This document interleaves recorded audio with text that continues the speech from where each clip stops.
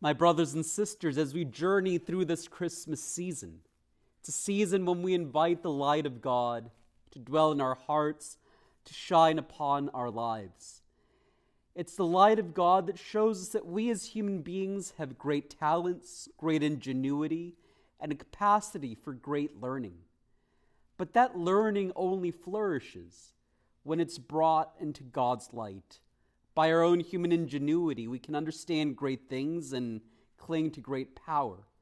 But the light of God takes the power we've attained, whether small or great, and brings it to an infinitely more magnificent level.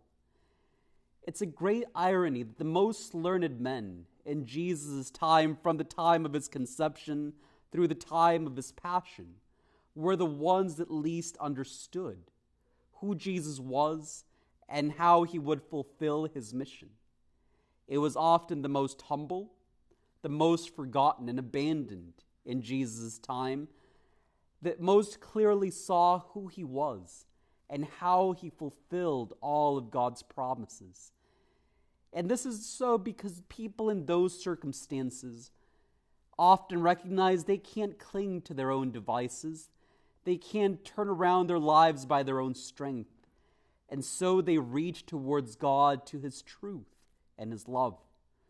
Such is the case in the gospel with Simeon this day. Certainly a man of great faith, and faith that knew the gift of perseverance.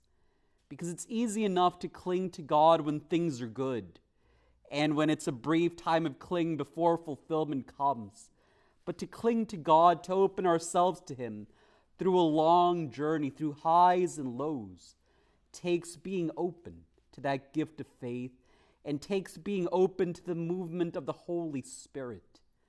When we are united to the power of the Holy Spirit, God does amazing things in us and through us continually, and we're able to be serenely at peace with the unfolding of his will, whether it's a quick prayer or whether it's a long trajectory of our lives as we head towards eternal glory.